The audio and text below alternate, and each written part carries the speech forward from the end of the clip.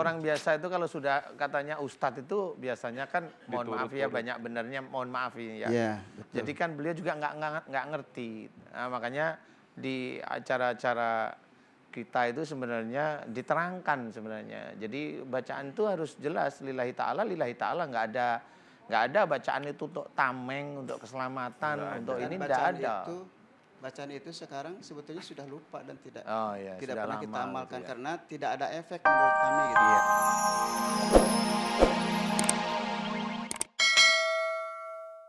Subhanallah walhamdulillah wala ilaha illallah wallahu akbar wala haula wala quwata illa billahil alil adim. Subhanallah walhamdulillah wala ilaha illallah wallahu akbar wala haula wala quwata illa billahil alil adim. Ya Allah, kumohon kepadamu ya Allah, keluarkan seluruh ilmu-ilmu musyrik yang ada dalam tubuh Mas Fahri ya Allah, amin. Keluarkanlah seluruh ilmu-ilmu musyrik yang ada dalam tubuhnya Mas Fahri ya Allah, amin. Keluarkanlah seluruh ilmu-ilmu musyrik yang ada dalam tubuhnya Mas Fahri ya Allah, amin. Aku mohon kepadamu agar engkau keluarkan seluruh pengobatan-pengobatan musyrik yang ada dalam tubuhnya Mas Fahri ya Allah, amin. Dan jika di dalam tubuhnya Mas Fahri ada amalan-amalan yang baca Al-Quran yang niatnya bukan lillahi ta'ala ya Allah, mengunci Mas Fahri, aku mohon kepadamu ya Allah agar engkau ampuni kesalahan-kesalahan dan dosa saudara-saudaraku ya Allah yang membaca Quran untuk Mas Fahri yang niatnya bukan lillahi ta'ala ya Allah. Ampuni dosa-dosa saudaraku ya Allah, amin. Ampuni dosa-dosa saudaraku ya Allah, amin. Dan kau keluarkan seluruh bacaan-bacaan Quran yang niatnya bukan lillahi ta'ala tersebut ya Allah. Keluarkan dari tubuh Mas Fahri ya Allah, amin, amin, amin ya rabbal alamin. Ya Allah, aku mohon kepadamu ya Allah agar engkau keluarkan seluruh ilmu-ilmu musyrik dari tubuhnya Mas Fahri ya Allah. Baik yang dari Mas Fahri belajar, baik dari orang tua sebelum Mas Fahri ya Allah. Aku mohon agar engkau keluarkan seluruh ilmu-ilmu musyrik dari orang tua sebelum Mas Fahri ya Allah. Keluarkanlah seluruh ilmu-ilmu musyrik dari orang tua sebelum Mas Fahri ya Allah, amin. Keluarkanlah kerajaan-kerajaan jin yang menguasai Mas Fahri ya Allah, amin. Keluarkanlah kerajaan-kerajaan jin yang menguasai Mas Fahri ya Allah, amin. Keluarkanlah pengobatan-pengobatan musyrik yang ada dalam tubuhnya Mas Fahri ya Allah, amin. Dan aku mohon kepadamu ya Allah, lepaskanlah ya Allah, lepaskanlah seluruh ilmu-ilmu yang ada dalam tubuhnya Mas Fahri ya Allah, amin, amin ya rabbal alamin. Ya Allah, berikanlah kesembuhan pada Mas Fahri ya Allah, amin. Berikanlah kesembuhan pada Mas Fahri ya Allah, amin. Berikanlah kesembuhan pada Mas Fahri ya Allah, amin, amin ya rabbal alamin. Mudah-mudahan dengan sembuhnya Mas Fahri bisa meningkatkan iman dan ketakwaan Mas Fahri kepadamu ya Allah, amin, amin ya rabbal alamin. Sembuhkanlah Mas Fahri ya Allah, amin, amin ya rabbal alamin. Kun fayakun. Alhamdulillah. La haula wala quwata illa billah.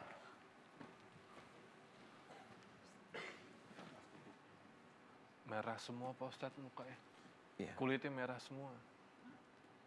Ada yang kena juga ya di belakang. Hah?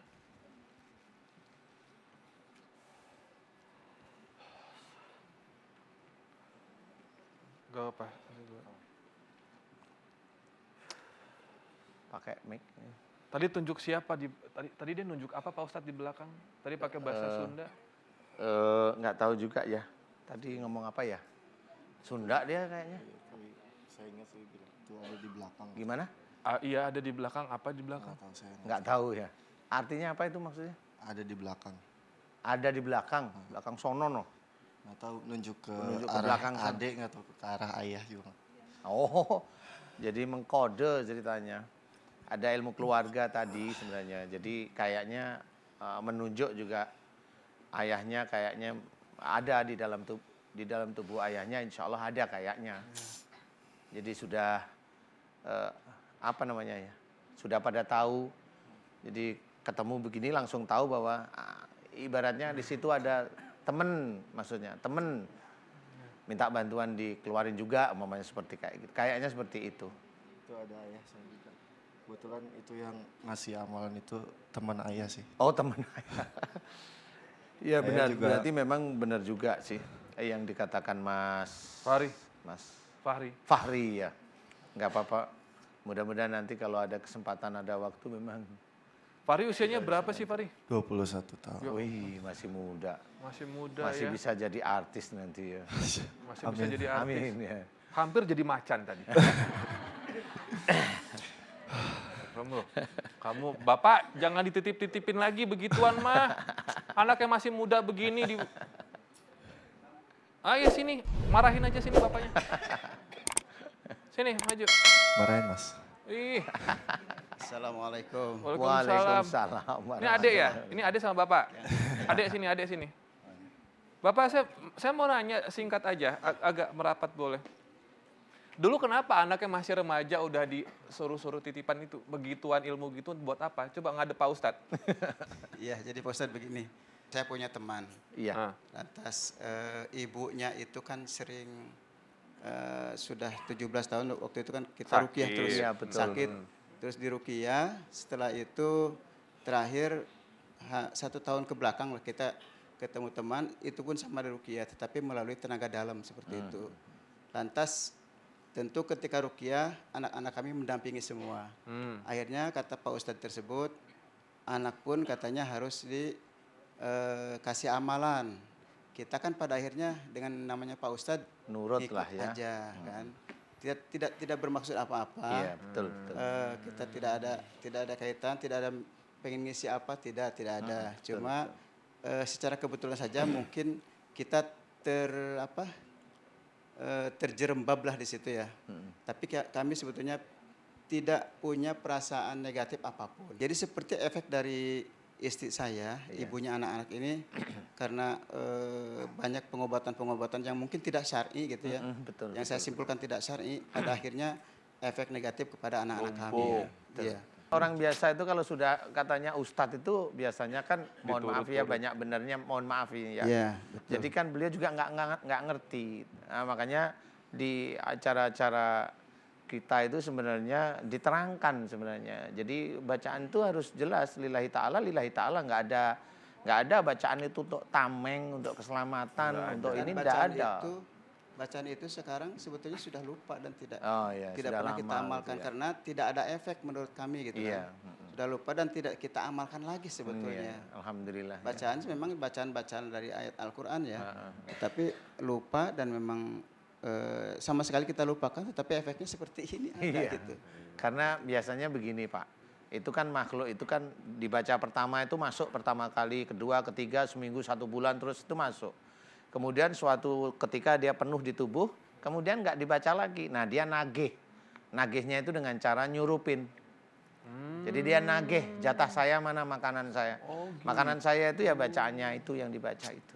Jadi itu nagih ceritanya, jatah preman istilahnya kalau saya. Nah itulah makanya saya sering bilang kalau bacaan Quran niatnya satu lillahi ta'ala aja cukup. Itu sudah sangat bagus. Nggak perlu kita sanksikan namanya lillahi ta'ala, itu sudah hanya untuk mencari ridha Allah lillahi ta'ala. Jadi kalau untuk macam-macam, aduh jangan deh. Ya nanti hasilnya seperti ini.